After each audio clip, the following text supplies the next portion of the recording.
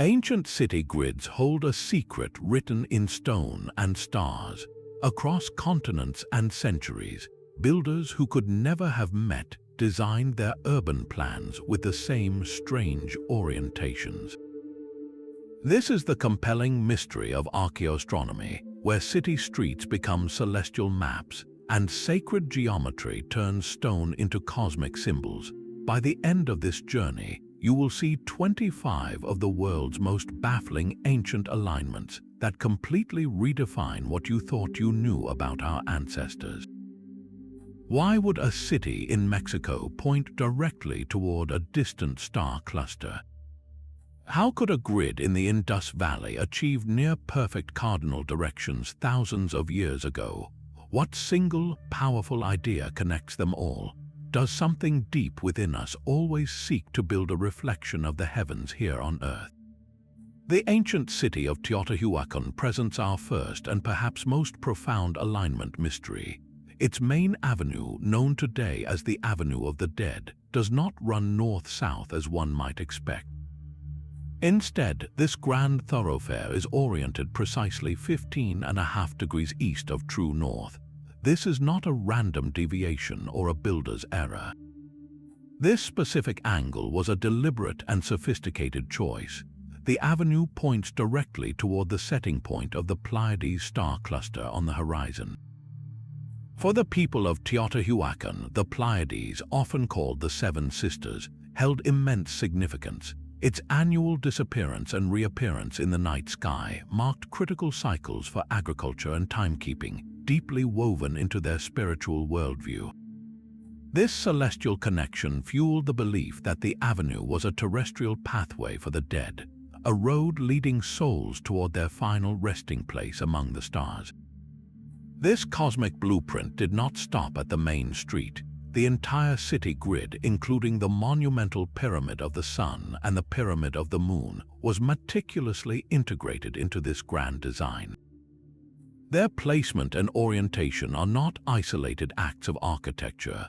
They are components of a single, unified vision, turning the entire urban landscape into a vast map of the heavens, a sacred reflection of the cosmos made permanent in stone.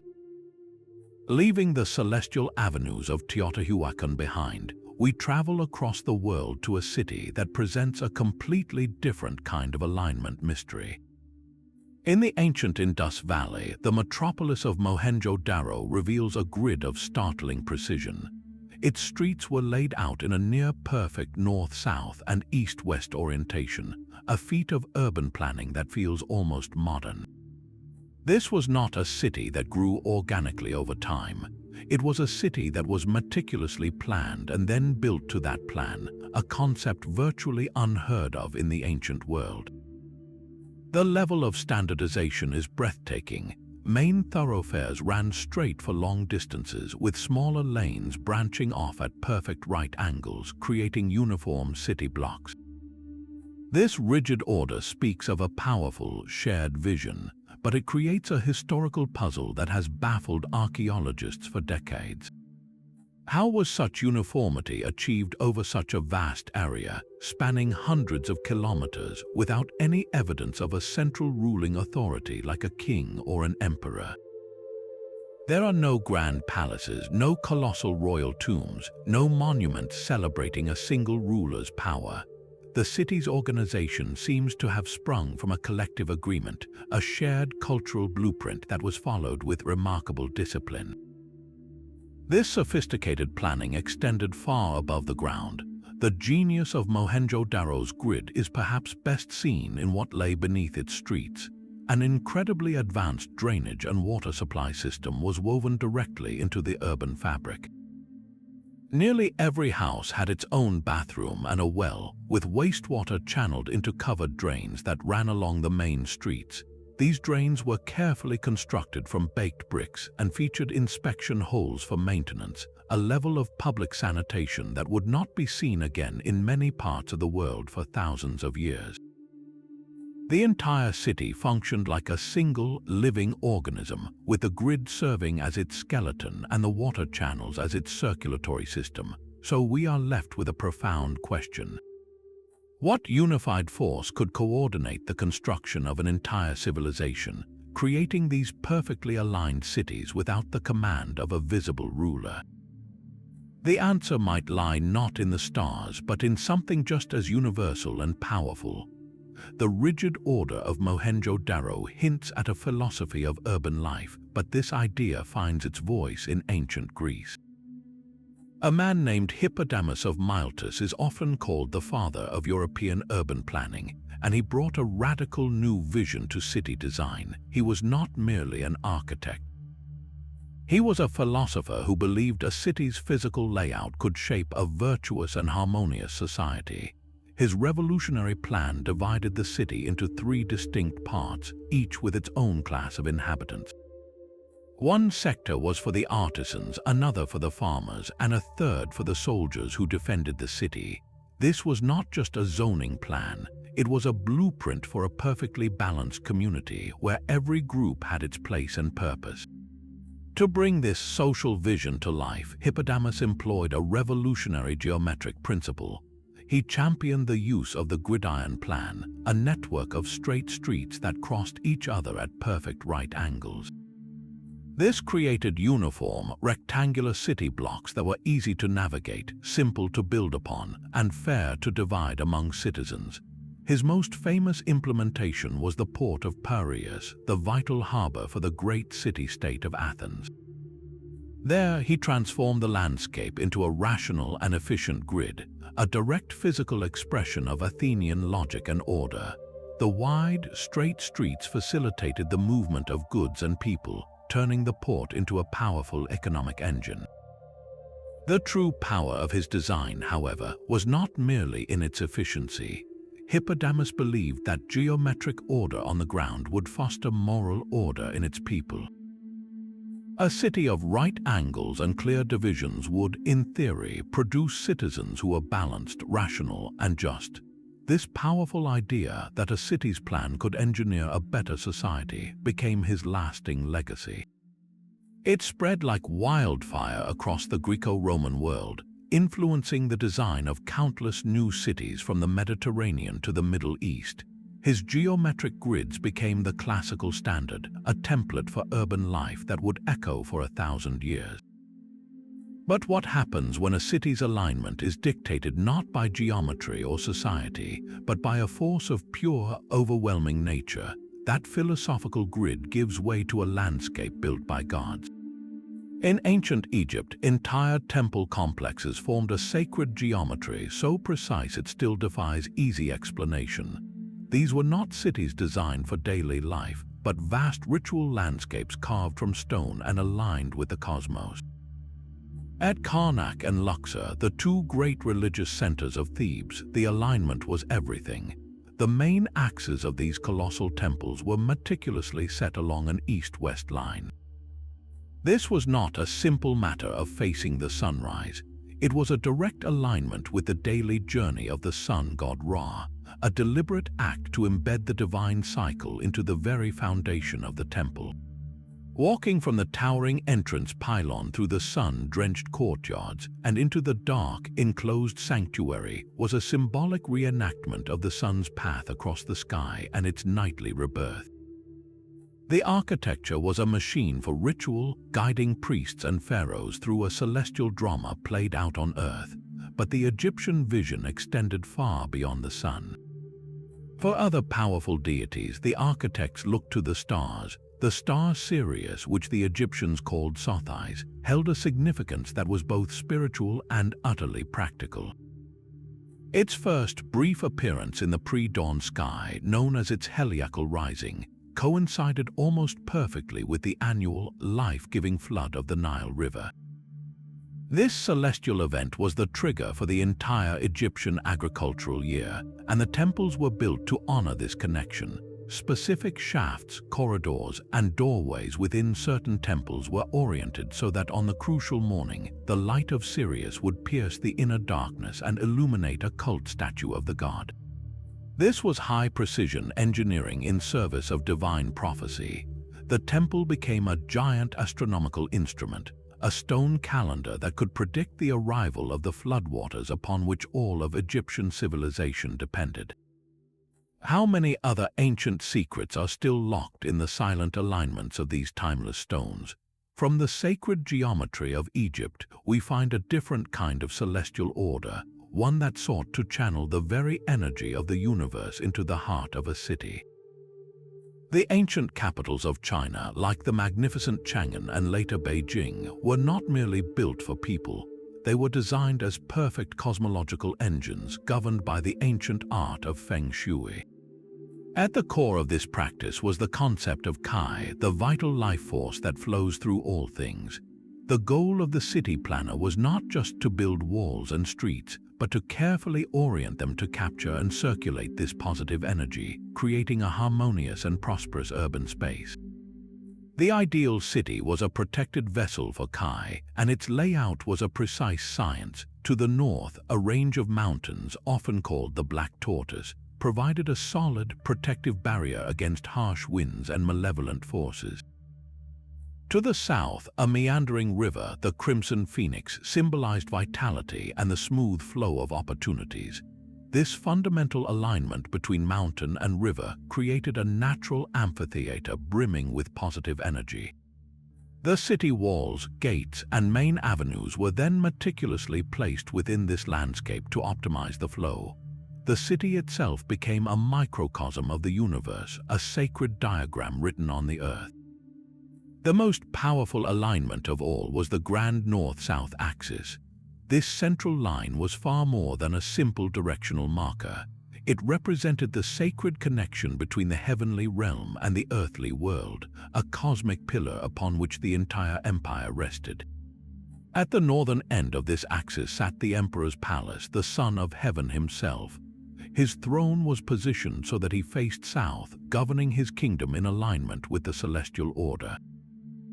The main avenues running north to south were the arteries through which this cosmic power flowed, connecting the divine authority of the emperor with the everyday life of his subjects. Every gate, every temple, and every major building was positioned according to this grand scheme, creating a city that was not just a place to live, but a living, breathing entity in perfect balance with the forces of nature and the cosmos. Across the Pacific, another civilization was building its own celestial clockwork out of earth and timber. The great city of Cahokia, which flourished near the Mississippi River over 1,000 years ago, was a metropolis of staggering scale and sophistication. At its heart lay a vast open space known as the Grand Plaza, flanked by enormous earthen mounds. The largest of these, Monk's Mound, is a colossal structure with 4 terraces, rising like an artificial mountain over the flat landscape. But the city's true genius is revealed in its alignments. Running directly south from this great mound was a raised earthen pathway known today as the Rattlesnake Causeway. This was not just a road, its orientation was precisely calculated to point toward the most southern position of the rising moon, an event that occurs only once every 18.6 years. This extreme lunar alignment transformed the entire city into a giant lunar observatory, tracking a cycle so long it spanned generations. Just as crucial to daily life was the Cahokia Woodhenge, a series of large timber circles located to the west of Monk's Mound. These posts acted as a sophisticated solar calendar. On the morning of the equinox, an observer standing at the center post would see the sun rise directly over a marker post, perfectly dividing the year. This simple yet brilliant device allowed the city's rulers and priests to predict the changing seasons with uncanny accuracy, dictating the optimal times for planting, harvesting, and holding the great ceremonies that bound society together. From the lunar precision of the Rattlesnake Causeway to the solar calendar of the Woodhenge, Cahokia's entire grid was a living, breathing astronomical instrument. Its streets and mounds were not merely placed for convenience. They were deliberately arranged to harmonize human activity with the grand, cyclical rhythms of the cosmos. But the cosmos was not always mapped with such rigid geometry. High on the slopes of Mount Parnassus, the ancient Greeks built a sanctuary that defied all conventional alignment. This was Delphi, home to the most powerful oracle in the classical world.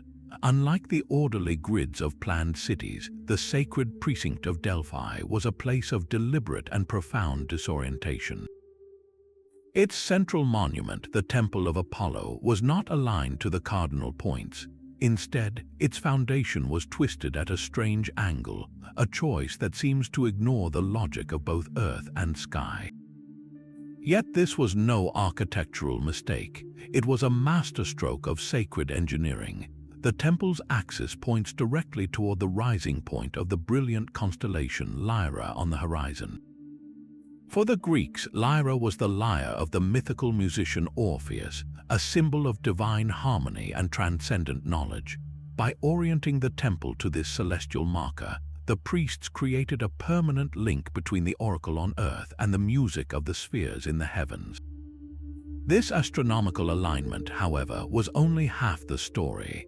The temple was built directly over a geological fault from which mysterious vapors seeped from a deep chasm in the rock.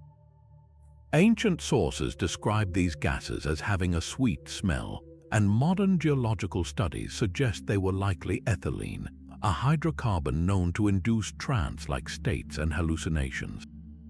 The priestess, known as the Pythia, would descend into this enclosed chamber, breathe these intoxicating fumes, and enter a profound altered state. Her cryptic utterances, interpreted by attending priests, shaped the fate of kings and the course of empires. So the alignment of Delphi was not one of simple direction. It was a perfect, terrifying convergence of three powerful forces. The fault line provided the geological trigger for prophecy. The temple's orientation to Lyra provided the celestial authority, and the resulting spiritual experience provided the divine message. The entire site was a machine for channeling the voice of the gods, a place where the cracks in the earth met the patterns in the stars to whisper secrets to humanity. What other ancient sites were built upon such a volatile and visionary intersection of worlds? While Delphi channeled chaos into prophecy, other cultures sought to build perfect cosmic order from the ground up. In ancient Sri Lanka, the capital city of Anuradhapura achieved this through a sacred architectural blueprint known as the mandala. This was far more than a city plan. It was a vast, intricate diagram of the Buddhist universe, built in brick and stone and lived in by thousands. The mandala design organized the entire metropolis into a series of concentric squares and circles, a symbolic representation of cosmic realms radiating outward from a single, immovable center. At the very heart of this spiritual geometry stood the sacred Bodhi tree, a sapling grown from the original tree under which the Buddha himself attained enlightenment. This was not just a tree, it was the city's spiritual axis mundi, the still point around which the entire cosmos of Anuradhapura revolved. Its presence transformed the city from a mere capital into a living, breathing representation of the enlightened mind. From this sacred center, the city's grand structures were placed with profound intention. Enormous, dome-shaped stupas which housed sacred relics were not built randomly. They were positioned at precise cardinal points around the Bodhi tree. The Ruwanwelisaya stupa stood to the south, a brilliant white hemisphere symbolizing the purity of the Buddha's teachings. To the east, the Jetavanarama stupa reached toward the sky, marking the place where the teachings took root and flourished. Each massive structure was a deliberate anchor point, turning the city's geography into a map of spiritual concepts. Even the great monasteries were woven into this grand design, their locations corresponding to specific points on the cosmic diagram. The effect for a pilgrim or resident was transformative. Moving through Anuradhapura was not simply a matter of going from one place to another. It was an act of spiritual navigation, a journey from the outer circles of worldly life, through the sacred thresholds marked by the great stupas, and finally toward the inner sanctum of the Bodhi tree was a physical reenactment of the path toward enlightenment. The city itself was a teacher, its streets and structures guiding one's steps toward a higher understanding. This raises a fascinating question. How many other ancient cities were not just places to live, but were designed as three-dimensional guidebooks for the soul? While the mandala created a city for the soul, the Etruscans believed a city could only be born through a direct conversation with the gods.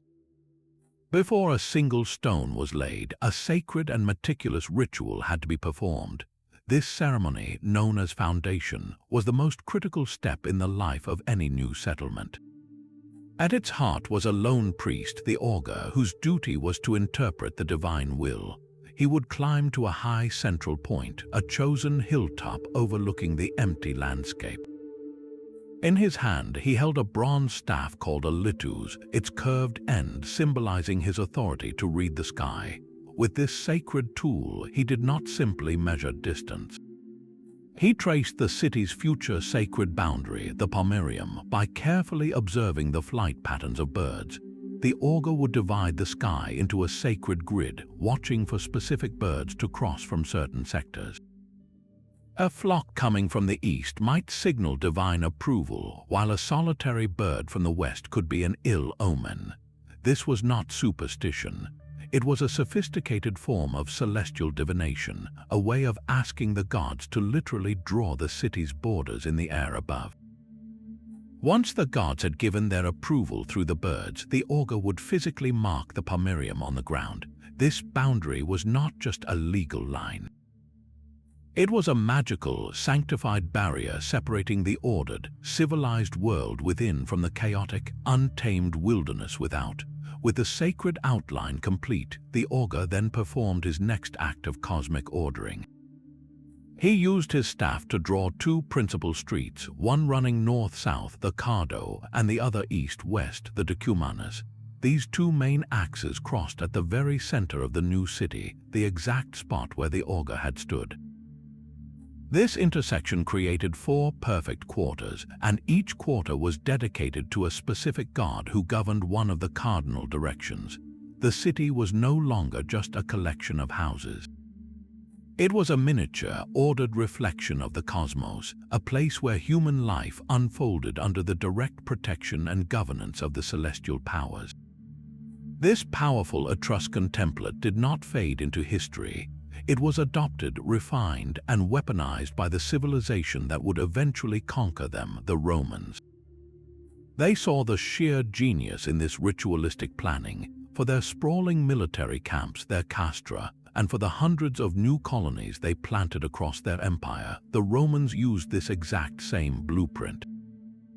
The Cardo and Decumanus became the rigid, unchangeable backbone of every Roman town, from the damp frontiers of Britain to the deserts of North Africa.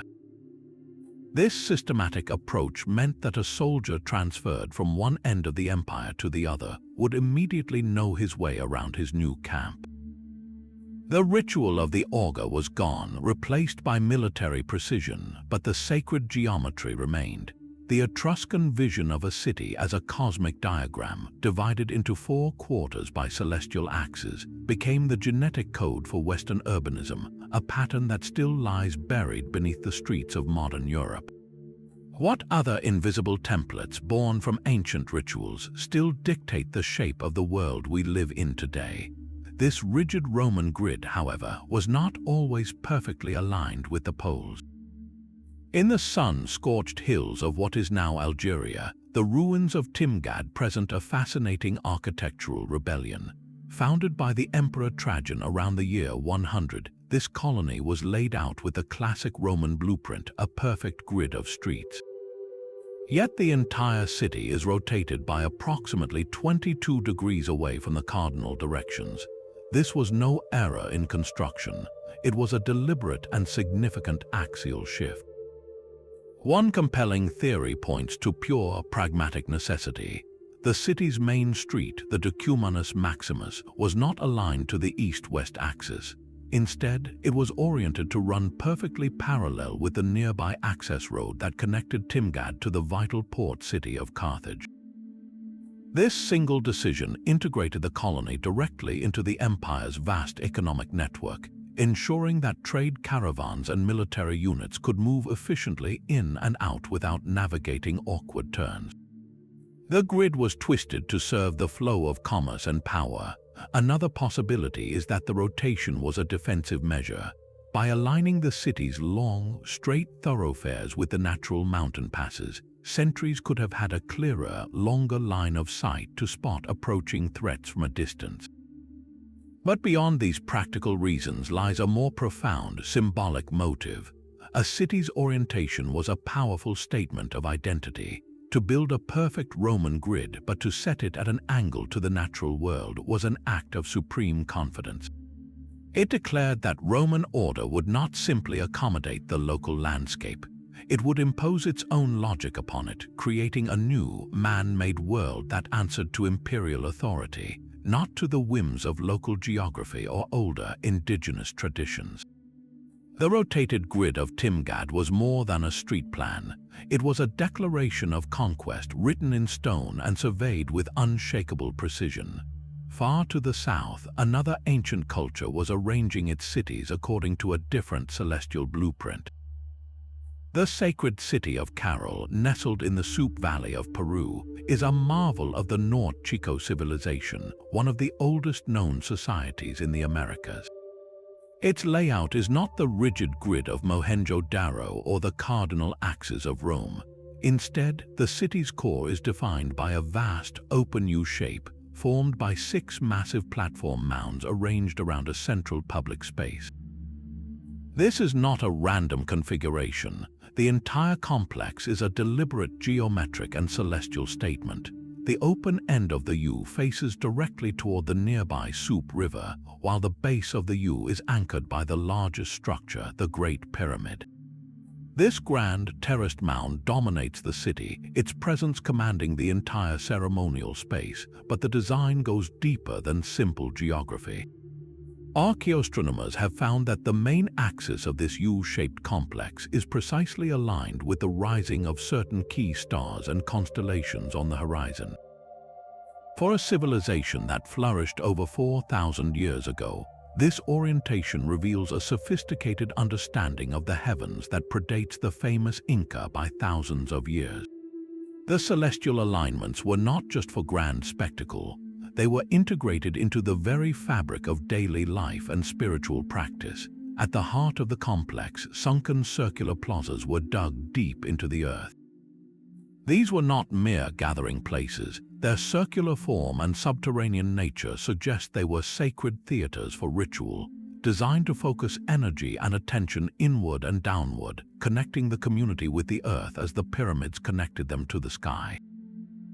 The entire city of Caral, with its U-shaped layout, its monumental mounds and its sunken plazas, functioned as a single, integrated astronomical instrument. It was a place where architecture, astronomy, and society converged, creating a landscape that harmonized human activity with the eternal cycles of the cosmos. How many other ancient cities, now lost to time, were built upon this same profound understanding that to build on Earth was to map the heavens? The rigid geometries of Rome and Caral give way to a city shaped like a hive of celestial knowledge. In the dusty plains of southeastern Turkey, the ancient city of Harran stands as a monument to a stubborn and profound astral faith. Its most striking features are its beehive houses, domed structures built from mud brick that cluster together under the fierce sun. But these unique dwellings were home to something even more remarkable: the legendary Sabian astronomers. This community of star worshippers preserved the knowledge of ancient Babylon, practicing a sophisticated pagan religion dedicated to the planets and stars long after the surrounding world had converted to Christianity and then Islam. They were not hiding their beliefs. They were the intellectual heart of the city, renowned across the medieval world for their astronomical tables and their deep, esoteric wisdom. The city itself was their greatest instrument. A compelling theory suggests that Harran was not merely a center for studying the cosmos. It was built to be a physical representation of it. The entire urban layout is thought to have been designed as a giant terrestrial map of the heavens. Specific districts, major temples, and the very gates in the city walls were each dedicated to one of the 7 classical planets: Saturn, Jupiter, Mars, the Sun, Venus, Mercury, and the Moon. Walking from one quarter to another was not just a change of address. It was a symbolic journey from the sphere of Saturn to the sphere of the Moon, a passage through the cosmic hierarchy made tangible in mud, brick, and stone. This was urban planning as high magic. The city was not simply aligned with the stars. It was intended to be an astrological talisman, a vast device built to capture and concentrate the specific influences of each celestial body. By living and performing rituals within this constructed cosmos, the Sabians believed they could harness the powers of the universe itself, turning their entire city into a living, breathing engine of spiritual energy. What would it have been like to dwell in a place where every street corner was a reminder of a planetary power, and your home was part of a grand celestial diagram? The celestial engine of Haran gives way to a different kind of map, one that is invisible to the eye but deeply embedded in the landscape of human imagination. Across the rolling hills of England, a theory emerged that ancient sites were not placed randomly, but were deliberately connected by straight lines of mysterious energy. These are the legendary ley lines, and one of their most famous alignments centers on the mystical town of Glastonbury. Here, the dramatic silhouette of Glastonbury Tor, the ruins of the ancient abbey, and the sacred chalice well are said to fall into a perfect straight path across the countryside. To stand on the Tor and look along this proposed line is to feel a powerful pull, a sense that you are standing on a thread of something ancient and significant. This idea was first popularized in the 1920s by an amateur archaeologist named Alfred Watkins, who had a sudden vision of a network of straight tracks crisscrossing the British landscape, connecting mounds, old churches, hilltops, and ancient stones. He called these tracks ley lines, and he believed they were old trading routes or spiritual pathways.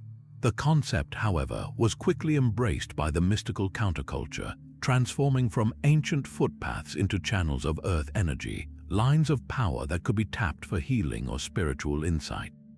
Yet this beautiful idea faces immense skepticism from mainstream archaeology. The statistical argument is simple. In a landscape as densely packed with ancient monuments as Britain, drawing straight lines between a few prominent points is almost a mathematical certainty. It is a classic case of apophenia, the human tendency to find meaningful patterns in random data. Our brains are wired for this. We see faces in clouds and constellations in stars, so connecting sacred sites into a grand, hidden geometry feels instinctively right. So why does the ley line theory persist with such power? It speaks to a deep desire for a world that is interconnected and intentionally designed. The idea that our ancestors were not just building isolated structures, but were weaving a sacred web across the land is a profoundly comforting narrative. It suggests a lost wisdom, a harmony with the earth that we have since forgotten. The straight line from the Tor to the Abbey may not be a genuine energy conduit, but it is undoubtedly a line of profound cultural and spiritual significance, drawn and redrawn by centuries of pilgrimage and belief. It proves that the most powerful alignments are not always those measured in degrees of azimuth, but those etched into the human heart.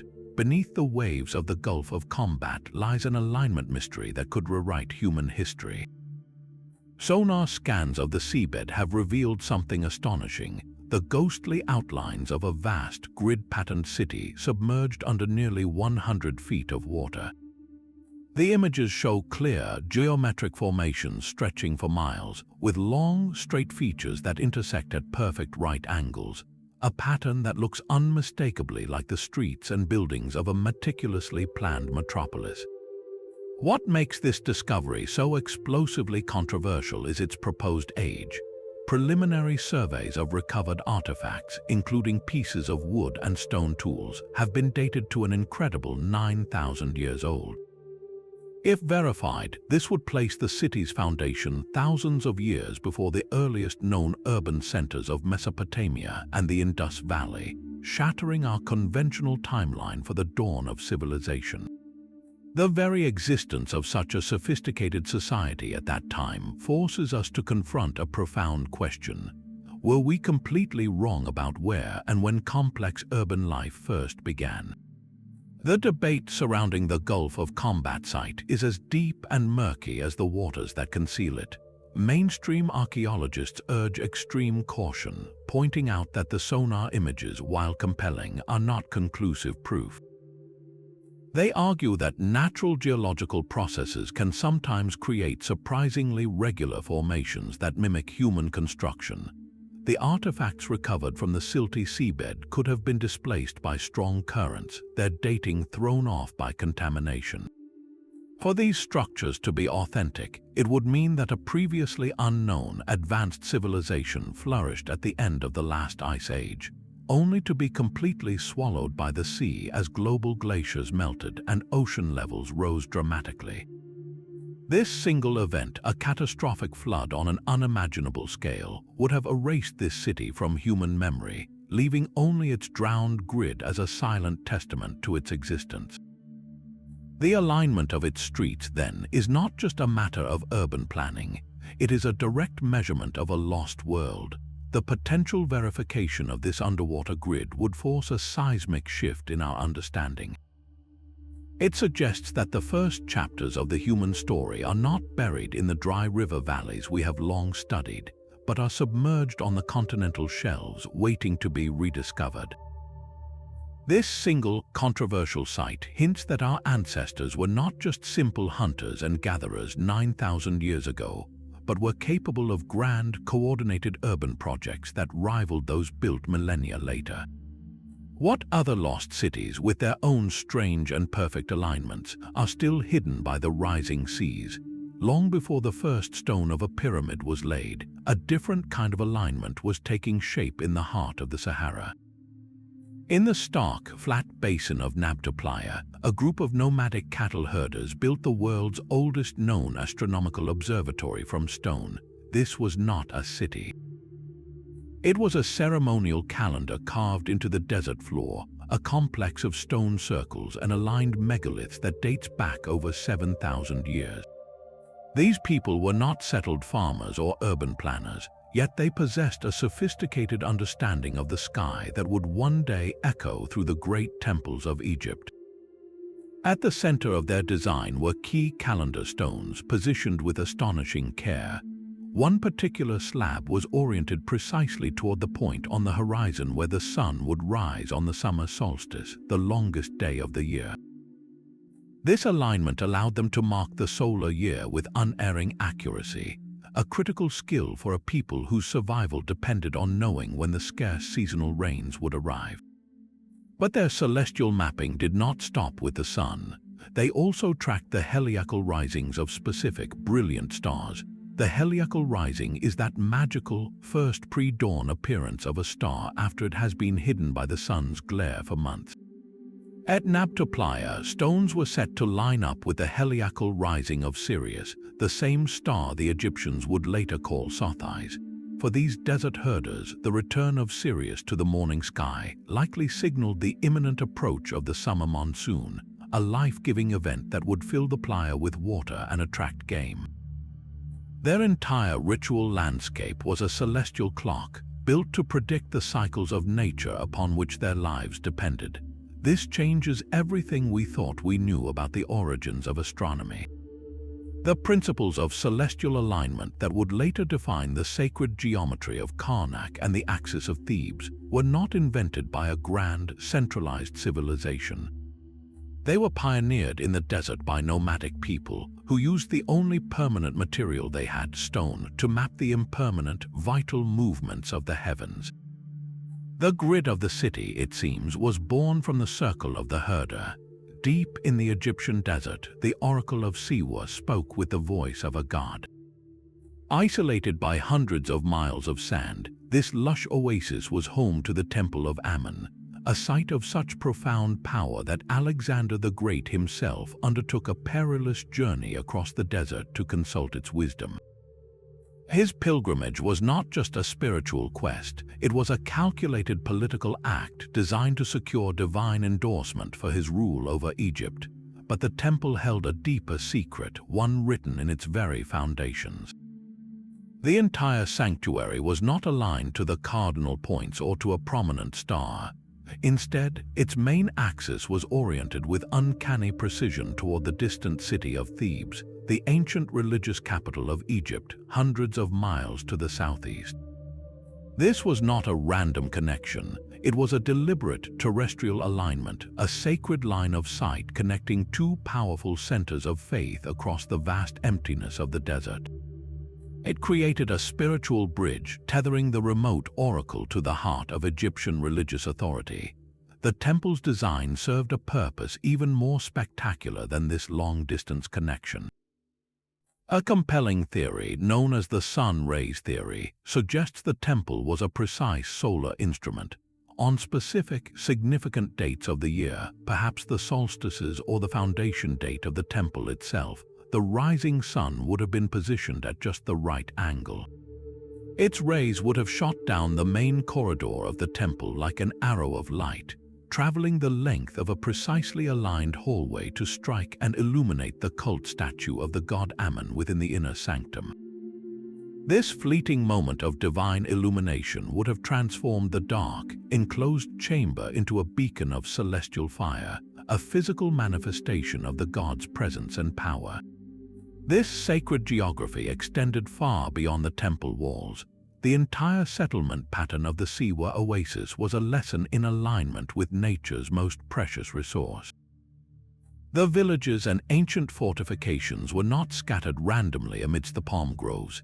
They clustered tightly around the natural springs and wells that bubbled up from the underground aquifer. The life-giving water sources dictated the layout of every path and dwelling. The main routes through the oasis were not straight lines of conquest, but meandering paths that connected one water source to the next, creating a network of survival etched into the land. The community's existence was a direct alignment with the hidden veins of water beneath the sand, so the oracle's power was not merely in its prophecies. It was rooted in this perfect convergence, a place where celestial alignment, terrestrial connection, and the essential gift of water met to create a sanctuary of unmatched authority in the ancient world. High on the arid plains of southern Peru, an entire civilization drew its sacred alignments on a scale so vast it defies human perspective. The Nazca lines are not a city of streets and buildings, but a city of symbols etched into the desert floor, a geoglyphic metropolis covering nearly 250 square miles. Here, the straight line was not a path for people, but a pathway for the gods. Enormous, perfectly straight tracks stretch for miles across the pampa, crisscrossing with an unnerving precision that seems to ignore the natural contours of the land. Alongside these geometric highways, colossal figures of a hummingbird, a spider, a monkey, and an orca were drawn with a single, continuous line that never overlaps, a feat of surveying that remains baffling even today. This was not random art. For decades, the mathematician Maria Reich dedicated her life to studying these desert drawings, and she proposed a revolutionary theory. She believed the Nazca Plateau was a gigantic astronomical calendar, the largest ever created. According to her painstaking measurements, many of the long, straight lines were precisely aligned with the rising and setting points of the sun during the solstices, the most extreme points of the sun's yearly journey. Other lines pointed directly toward the heliacal risings of bright stars and constellations, using the distant peaks of the Andes as a natural foresight. The entire desert became a celestial clock, its alignments marking the precise dates for planting, harvesting, and the all-important seasonal rains that meant life or death. Yet this explanation leads to the most profound mystery of all. Why create a calendar so immense that its form is completely invisible from the ground? The hummingbird's wingspan is larger than two jumbo jets, and the straight lines are so long and flat that their true form can only be comprehended from high above the earth. From the vantage point of a person standing on the desert floor, you would see only a shallow groove in the reddish-brown gravel, a path leading to an indiscernible horizon.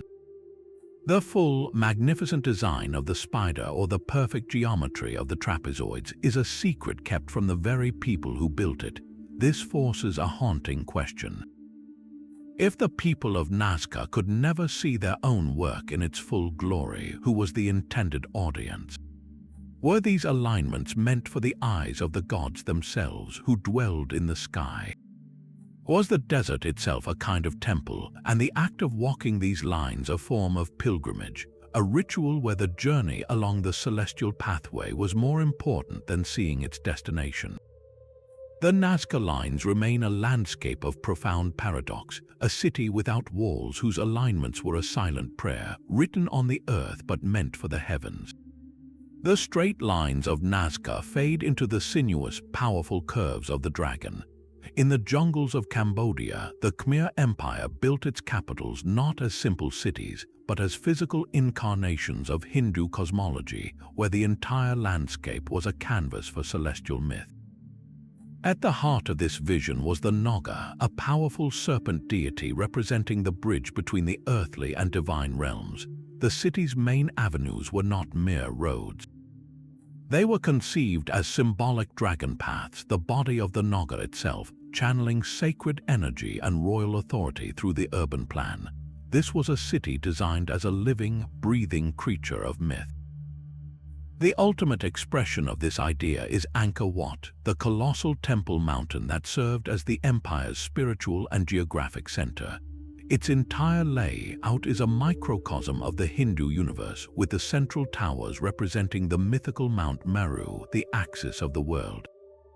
The precision of its alignment reveals a breathtaking astronomical purpose.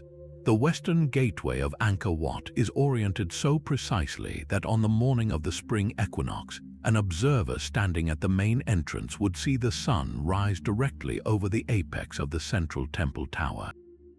This was no happy accident. It was a meticulously engineered event, a moment of perfect harmony where the sun god Surya crowned the cosmic mountain with light, validating the king's role as the divine ruler on earth.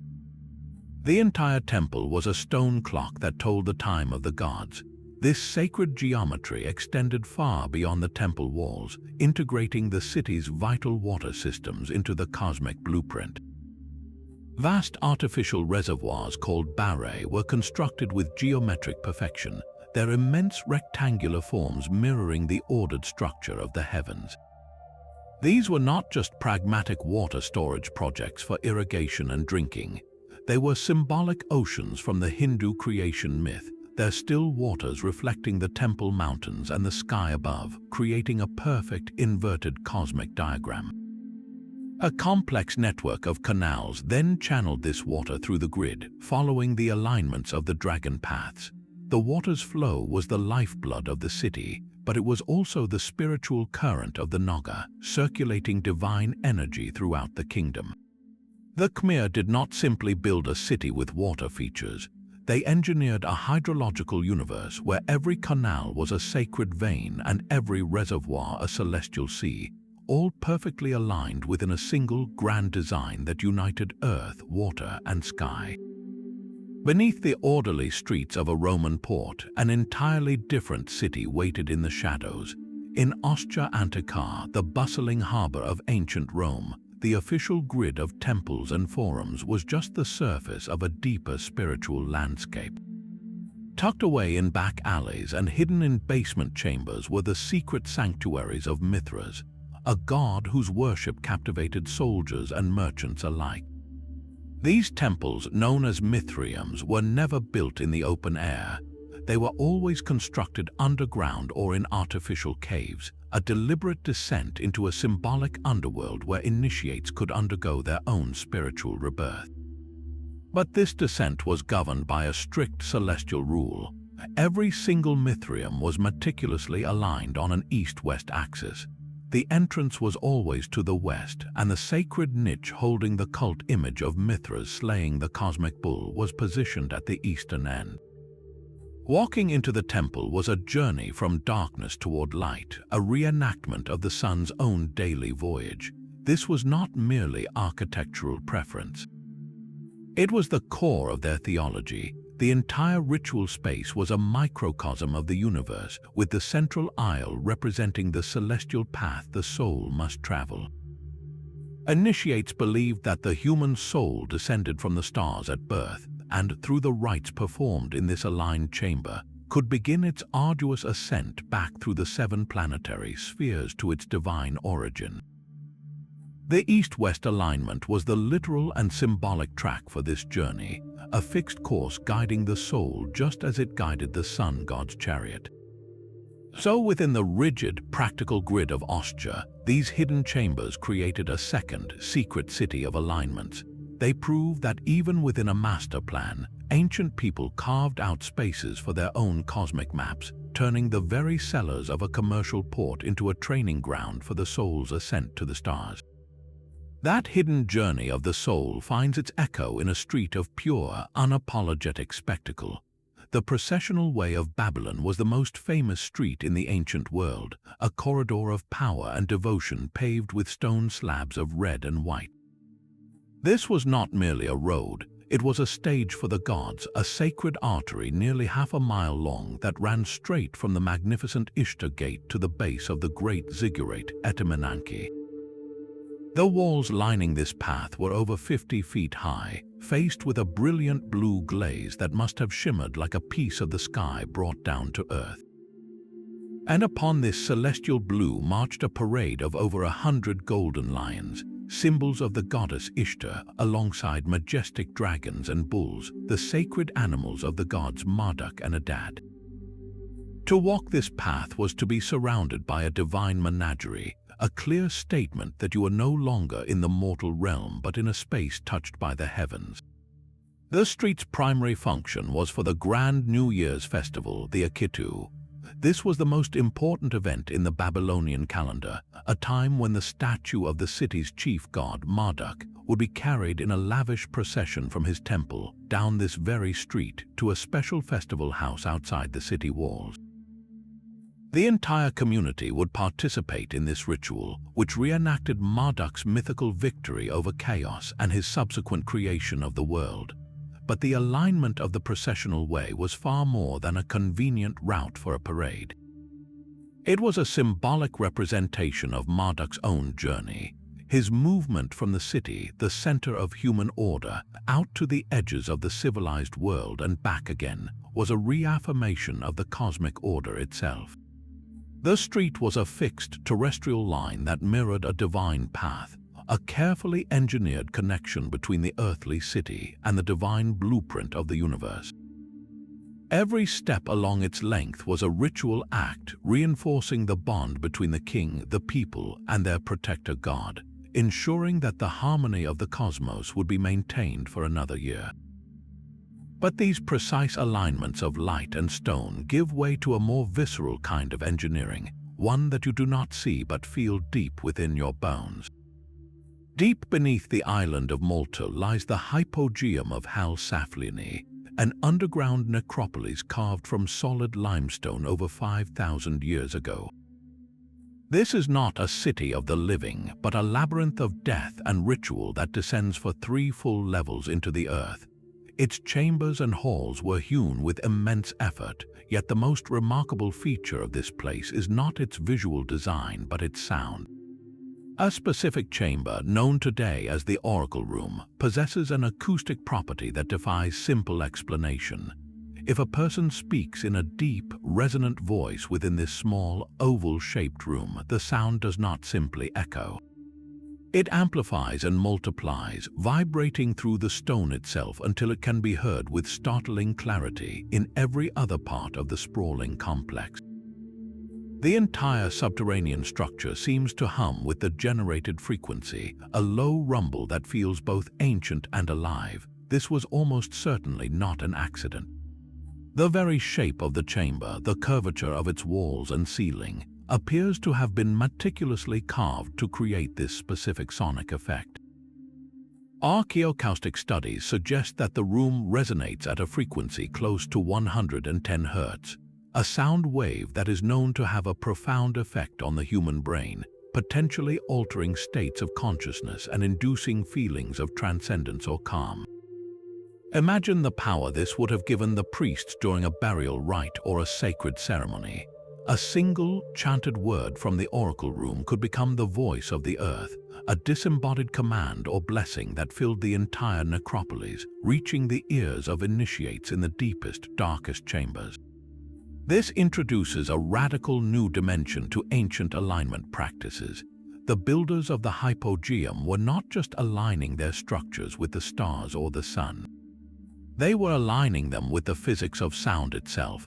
They were tuning the very rock to a specific frequency, creating a resonant instrument so large and so integrated that the building itself became the medium for the message. In this silent, dark world below ground, the true alignment was not visual but vibrational, a secret harmony etched into the limestone that still has the power to shake us thousands of years later. That resonant frequency fades, replaced by the sight of a city rising from a lake, its grid drawn by the hands of gods and volcanoes. The Aztec capital of Tenochtitlan was a marvel of hydraulic engineering and urban planning, built on an island in the middle of Lake Texcoco. Yet its true alignment reveals a world view where geography itself was divine. The city's central ceremonial precinct, dominated by the Templo Mayor, was not oriented to the cardinal points of north, south, east, and west. Instead, its entire axis was deliberately skewed to face the distant, looming form of Cerro Tlaloc, the sacred mountain of the rain god. This was not a subtle nod to the landscape. It was a direct, unbroken visual and spiritual line connecting the heart of the empire to a specific peak believed to be the earthly home of a deity. The city's planners made this massive, laborious axial shift to tether their most sacred space directly to the source of life, giving rain and agricultural fertility. But the celestial anchoring did not stop there. At the summit of the Templo Mayor stood not one but two separate shrines, a dual temple dedicated to two of the most powerful gods in the Aztec pantheon. On the right was the blue-painted shrine of Tlaloc, the god of rain, water, and fertility.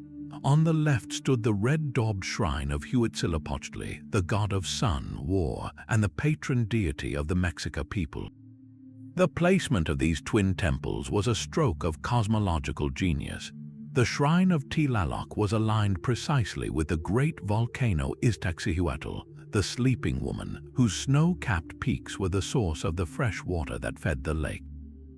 The shrine of Huitzilopochtli, in turn, pointed directly toward the fiery, smoking summit of Popocatépetl, the smoking mountain, a natural embodiment of the sun's fierce and warlike power. This created a perfect, permanent triangulation of faith, stone, and earth. The entire city grid, with the Templo Mayor as its pivot, was thus physically and spiritually anchored to these two colossal volcanoes.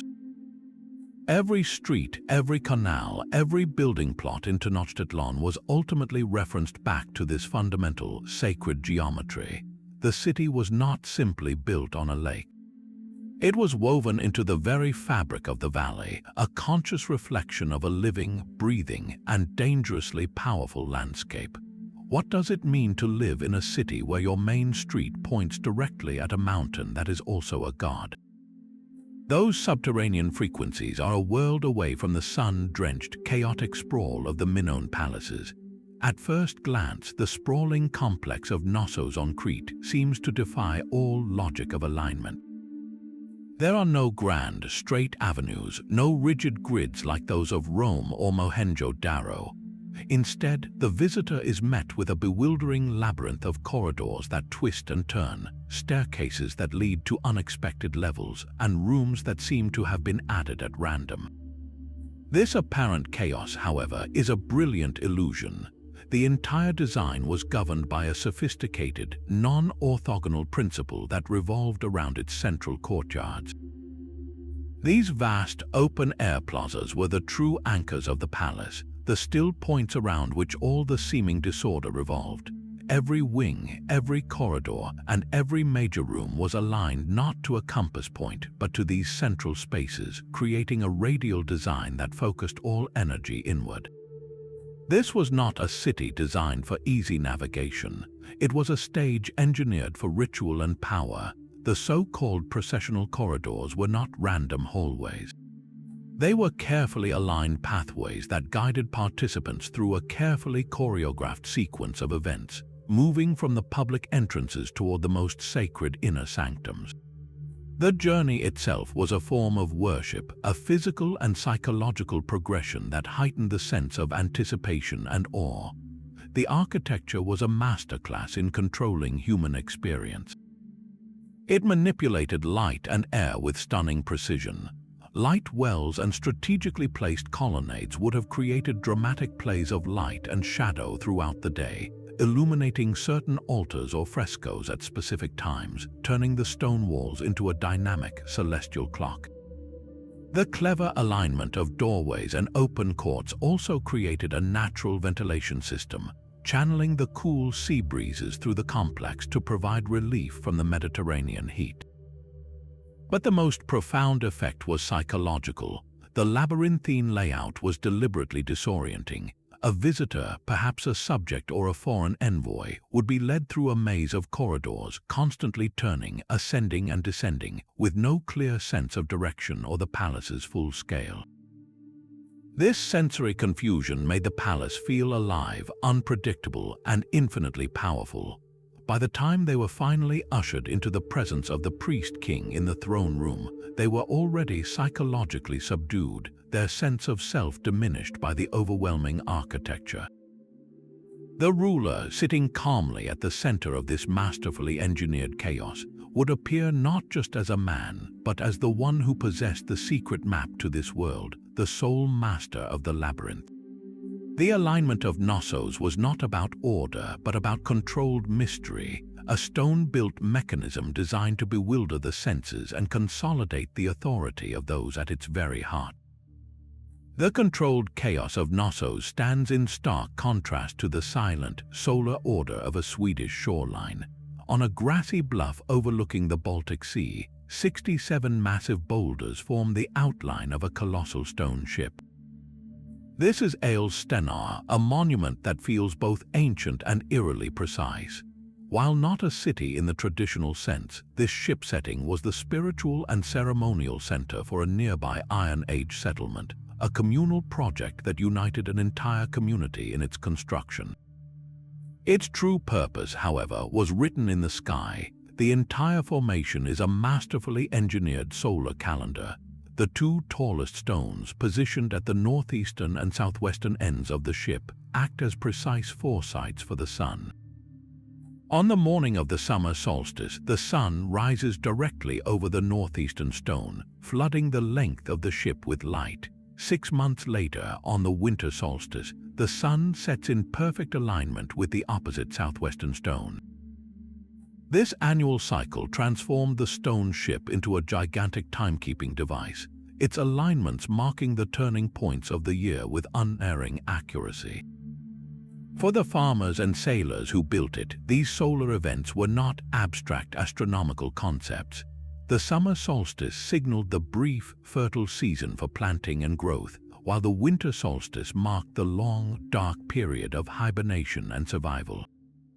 The monument allowed them to anticipate these vital transitions, to prepare for the harsh winter and celebrate the return of the sun's warmth.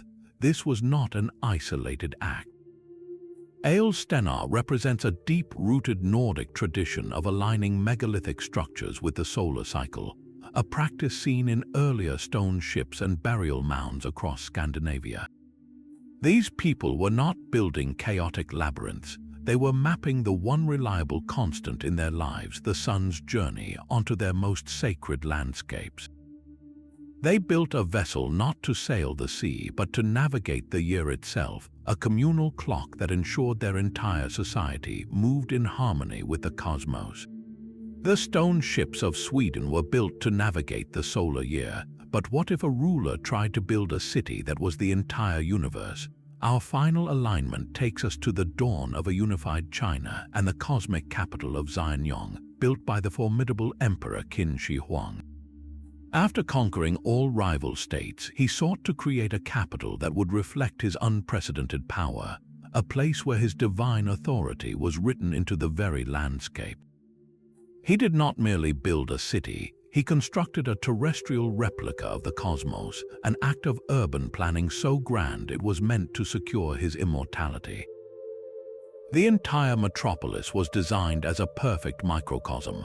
His palaces were not just royal residences, they were deliberately positioned to mirror specific constellations in the night sky, each building representing a celestial body in a grand earthly constellation map. The stars now had their counterparts on the ground, and the emperor was the central sun around which they all revolved. This celestial blueprint extended to the natural world. The Wai River, which flowed past the city, was not just a source of water and transport.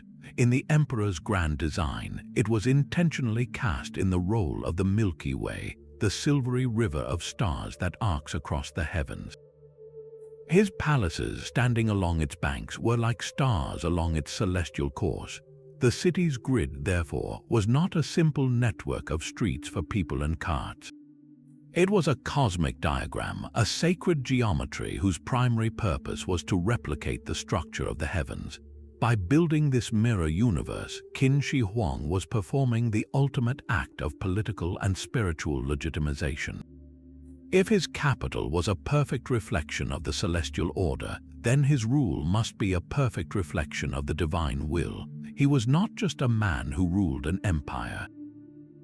He was the axis mundi, the pivot between heaven and earth, and his city was the proof. This obsessive drive for cosmic order was inextricably linked to his infamous quest for immortality. He believed that by perfectly aligning his earthly realm with the eternal heavens, he could tap into their timeless power and cheat death itself. Xianyang was more than a capital. It was a colossal alchemical project, a machine built to transform a mortal emperor into an everlasting god. So we have seen 25 cities from Teotihuacan to Xianyang, each one a testament to a single, powerful idea. Our deepest human impulse is not just to build shelter, but to build meaning. We look up at the chaotic, magnificent expanse of the night sky, and we feel a profound need to bring that order down to earth, to carve it into stone and trace it in our streets. These ancient grids are not mistakes or coincidences. They are answers. They are humanity's enduring attempt to find our place in the cosmos, to feel at home in a vast universe by building a small, familiar piece of it right here below. These 25 cities, scattered across continents and millennia, speak in a single architectural language. From the Pleiades rising over Teotihuacan to the stone ships of Ael Stenar tracking the solstice sun, a powerful pattern emerges. The motivations behind these alignments, though dressed in different cultural garb, revolve around a few universal human needs. The most practical was the need to track time. For the herders at Nabta Playa and the priests at Cahokia, pinpointing the solstices and the heliacal rising of stars was not an academic exercise. It was a matter of survival. Their celestial calendars dictated when to plant, when to harvest, and when the life-giving rains would arrive. The city grid became a colossal clock, its hands made of stone and its face the horizon. A second, deeper impulse was religious symbolism. The builders of Anuradhapura and the Khmer Empire were not just constructing cities, they were building three-dimensional maps of their cosmology. The mandala and the Temple Mountain were attempts to bring the perfect, divine order of the heavens down to earth, creating a sacred space where humanity could commune with the gods. This spiritual drive often intertwined with the practice of geomancy, the art of aligning with earthly and spiritual energy. The Chinese planners of Chang'an, guided by Feng Shui, and the Sabian star worshippers of Harran were not merely observing the cosmos. They were trying to actively channel its power. They saw the landscape and the city as a conduit for Kai or planetary influences, building urban talismans designed to harness the very forces of the universe for prosperity and protection. And finally, there is the undeniable thread of political propaganda. The rotated grid of Timgad and the cosmic capital of Xianyong were declarations of power. By imposing a rigid, man-made geometry upon the natural world, a ruler like Emperor Qin Shi Huang was proclaiming his authority over both land and heaven. His city was proof that his will was the axis upon which the world turned, so we are left facing one of history's greatest riddles. Do these uncanny parallels suggest that these cultures were all tapping into a shared, lost knowledge, a forgotten science from a common source like a sunken civilization? Or does the evidence point instead to the powerful idea of independent invention, where different societies confronted with the same sky and the same human needs simply arrived at similar solutions? Perhaps the simplest answer is the most profound. Maybe this recurring urge to align our world with the cosmos is not about lost knowledge at all, but about something fundamental to the human spirit. Is it our innate desire to find meaning, to impose a beautiful, predictable order upon the terrifying and magnificent chaos of nature? When we look up at the stars, we are all, in a way, trying to draw the same straight line home. From the deserts of Peru to the plains of China, these 25 unusual alignments reveal a mind-boggling scope of human ambition. Each one of these city grids was a deliberate and sophisticated project, a breathtaking fusion of science, religion, and art. They were not random acts of construction, but conscious attempts to merge the earthly and the celestial into a single, harmonious whole. These ancient plans are a permanent testament to an eternal quest, humanity's profound need to understand our tiny, significant place in the vast cosmos. It is a quest that did not end with them. We continue it today with our telescopes and our space probes, still searching for that same connection, still trying to map the heavens from our little world. So we pass the question to you. After this journey across continents and centuries, which of these mysterious alignments captured your imagination the most?